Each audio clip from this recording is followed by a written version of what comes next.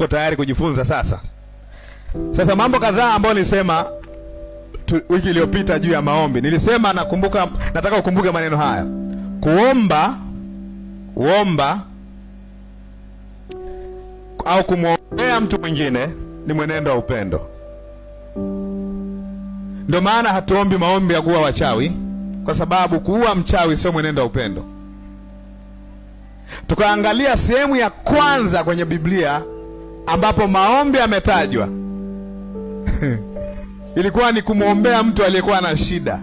Kwa hiyo ilikuwa ni mwenendo wa upendo. Nabii Ibrahim pale aliambiwa Abimelech kwenye ndoto ya kwamba nenda kwa mtu huyo ambaye ni nabii. Ukisikia kwenye Agano la Kale anamtaja mtu nabii, ni sawa na kusema ni mwamini au mwenye haki. Tulishajifunza huko nyuma. Ibrahimu ambaye ni nabii alimwombea Abimelech ambapo kizazi chake au nchi yake na watoto walikuwa wamefungwa, hawawezi kuzaa. Kwa tunaona maombi kwa mara ya kwanza kwenye maandiko matakatifu ikionyesha kazi ya kurestore hali iliyoharibika. Kwa ni mwenendo wa upendo. Bwana asifiwe. Tukaangalia maneno ya Yesu, alikuwa anasema imeandikwa, na akanukuu maneno ya Musa. Imeandikwa, umpende jirani yako na umchukie adui yako. Lakini yeye akasemaje? Lakini mimi nawaambia, wapendeni adui zenu na waombeeni wanaowaudhi. Bwana asifiwe. Sikiliza vizuri. Kumpenda adui yako na kumwombea, ambapo ni kumwombea sawa na kumwombea anayekuudhi, kwa sababu adui si anayekuudhi. Kumpenda adui yako au anayekuudhi ni kumwombea. Ameweka vizuri hapo. Ameonyesha namna ya kumpenda kwa kuunganisha pale, actually kuweka ile na kuonyesha tukio. Wapendeni adui zenu, waombeeni wanaowaudhi. Kwa mbele ameelezea namna ya kumpenda adui yako kwa kumwombea anayekuudhi, kwa sababu basically adui yako ndiye anayekuudhi. Si ndio? Sinakaa hivyo. Ni adui yako sababu anakuudhi. Si ndio? Sema apostle ni ngumu sana. Sio ngumu, ni ngumu kwa mtu mwovu kumwombea adui yake. Kwa sababu lugha ya mtu mwovu ni adui yako mwombee njaa. Hiyo ndio lugha ya mtaa adui mwovu. Lakini lugha ya kibiblia ya kufanya unafanya nini kwa adui yako, maana yake jicho kwa jicho, jino kwa jino. Yesu alisemaje? Ni heri mtu asishindane na mtu nini? Mwovu. Kwa jicho kwa jicho, jino kwa jino ni lugha ya watu waovu, na Musa aliandika kuelezea hali ya mioyo ya watu wale wasioamini. Lakini kwa habari ya walioamini anawaambia msilipize kisasi. Na akawapa mfano ya kwamba akikupiga shavu la kulia mgeuzie la kushoto, ambayo ni lugha ya picha ya kwamba usifanye direction yake, usiende kama anavyoenda yeye. Anakuchukia, lakini wewe ndani yako hauna chuki, una upendo wa Mungu. Fanya tofauti, mwombee. Ndio maana kwenye Warumi tulisoma vizuri, anasema wabarikini wanaowaudhi, barikini wala msilaani. Bwana asifiwe. Bwana asifiwe. Neno bariki ni neno la Kigiriki eulogia. Sasa kama umeshazoea kusikia Kigiriki hapa, unaweza ukawa naelewa. Pale ni neno lingine, ukiligawa ina maneno mawili na mizizi miwili, eu na logos. Ndio maana hata eulogia. Eu inaandikwa eu, e na u. Logo ni logo hiyo kama logo, logos. Kwa ambapo logos ni maneno, eu ni well, safi, nzuri. Kwa hiyo kama ni kubariki ni nini? Ni kusema, ni kumtakia mtu mema. Ndio maana ya kubariki. Kwa hiyo unapoombea adui yako aishi siku nyingi, ili unapobarikiwa ajionee kwa macho, hiyo sio eulogia. Kwa sababu ukipata alafu unawaza upate ili aumie, sio kuwish good, sio kumtakia mema. Bwana asifiwe. Kwa kumtakia mema, eulogia, kubariki, ndo maana the best way to bless is to pray for. Eulogia ni kumtakia mtu mema, ile good words. Nakumbuka logos ni neno au speech, si ndio?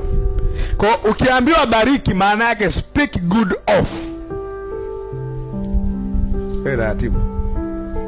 Ndio maana kwenye hiyo Warumi 12 ambayo tumesoma wiki iliyopita, anatumia maneno yale yale. Anaposema angalieni yaliyo mema machoni pa watu. Kwa lugha rahisi, yeye anataka muamini afocus kutenda mema kwa ajili ya watu, sio mabaya. Hapa akasema ni heri mtu asema usilipe ovu kwa nini? Kwa ovu. Mnakumbuka vizuri? Nafanya summary tulipotoka. Msilipe nini? Ovu kwa ovu. Sasa umeelewa namna ya kusoma Agano la Kale kama mlikuwepo vizuri. Tulisema unaposoma Agano la Kale unakutana na watu wa aina mbili, unakutana na mafundisho ya aina mbili, unakutana na ulimwengu wa aina mbili. Nakumbuka Yeah. Kwa Musa alipokuwa anaandika kwa watu wa aina ngapi? Mbili. In fact, hata ukisoma Zaburi unakutana na watu wa aina ngapi? Mbili. Kwa sababu Zaburi haina doctrine ya hewani, imetoka kwenye vitabu vya Musa. Kwa sababu Daudi ni mwanafunzi wa Musa, sawa. Manabii wote ni wanafunzi wa nani? Musa peke yake ndo hana mwalimu. Kwa hiyo doctrine zote zinaanzia kwa nani? Kwa Musa. Bwana asifiwe. Tunaelewana Musa hana mahali popote aliponukuu, si ndio? Lakini manabii wote wanamrecognize Musa. Ukiona tu wametaja sheria, wanamzungumzia Musa. Tuende taratibu Kwa hiyo ukikuta mtu anayeomba kwenye Zaburi ya 35, unagundua huyu ni mtu gani? Anasema wae kama makapi mbele ya upepo, malaika wa Bwana akiwafuatilia, miguu yao iwe na utelezi. Nakumbuka Bwana asifiwe. Waibishwe, wafedheheshwe, itafuta nafsi yangu. Na nyimbo zinapigwa, wae kama makapi mbele ya upepo, malaika wa Bwana akiwafuatilia, njia yao nini. Wow. Na watu watoka machozi jamani. Hapo unamwaza ndugu yako aliyekuudhi. Unamfikiria aliyekuchukulia mume, aliyekuchukulia mke, mchumba. Au unamwaza na aliyekupiga kibuti. Kwa hiyo unaomba, unawaza mabaya apate, na unatokwa na machozi mabaya apate. Can you imagine? Haya sio maombi ya muamini. Maombi ya muamini ni wabarikini wanaokulaani, watakieni mema. Actually, kipimo cha mtu aliyepokea moyo wa Mungu, angalia anavyofanya, anavyotendewa baya. Nimeokoka, ila kwenye hili nitakuonyesha another side of me. Muamini hana another side. Ana side inayofanana na Kristo peke yake. Bwana asifiwe. Bwana asifiwe. Hana tu side kwamba kwenye hili na kuonyesha. Imeandikwa usilipize kisasi, ila sio kama mambo kama haya. Wewe una uchungu na hasira ya kibinadamu, na hasira ya mwanadamu haitendi haki ya Mungu. Bwana asifiwe. Bwana asifiwe. Kwamba wewe umetendewa ibaya sana kama alivyotendewa Yesu msalabani, alafu akawaombea.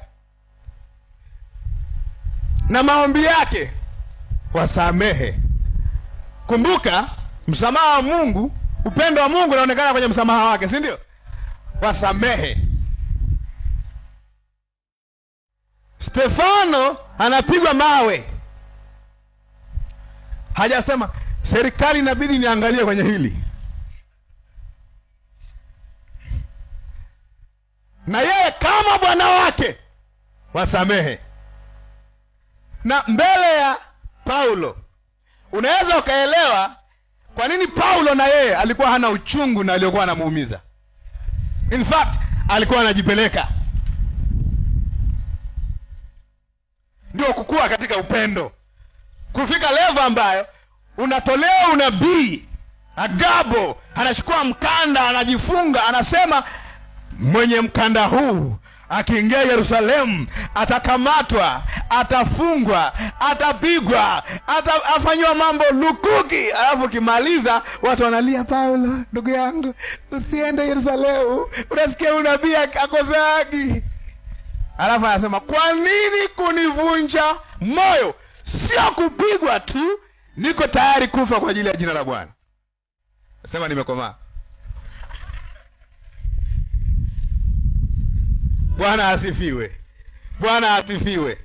It takes love in the heart of man to pray not against but for those who hurt you. Kwa hiyo maombi ya waamini is not prayer against, is prayer for. Ni vitu viwili tofauti. Bwana asifiwe. Ndio maana huwezi kuja GFG ukafundishwa namna muamini alivyo, halafu kaanza kuomba maombi ya kushindana. Kushindana nani? Wewe uko kwenye race na nani? In fact, hata wachawi ushindani nao. Tulikuwa kwenye mission, walikufa watu 20. Haleluya. Wachawi tuliwamaliza kule Gambush. Ni ushuhuda na watu makofi. Jamani, tunashukuru vijana unaweza kuweka fellowship na nataka pale. Alafu wamerudi na ushuhuda, wachawi 20 wamekufa. Wasema God is good. Mbona wajichanganya? Alafu nasoma ina thamani machoni pa Mungu mauti ya wacha Mungu wake. Ina maana mwenye haki akifa Mungu apoteze. Lakini Mungu hafurahishwi na kufa kwa mtu mwovu. Ndio maana Paulo anasema kuishi ni Kristo na kufa ni faida. No loss mwenye haki akifa. Ila akifa asiyeamini, huyo mchawi akifa hajamwamini Kristo, is a great loss of all time. Ndio maana wakikupiga mawe, your prayer is the same. Paulo anasema maombi yangu ni kwamba waokolewe, sio wafe.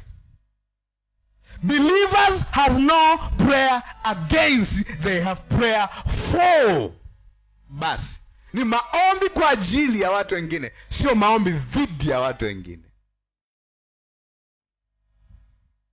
Bwana asifiwe. Bwana asifiwe. Bwana asifiwe. Kwa Tanzania na Kenya zikipigana, unaomba maombi gani?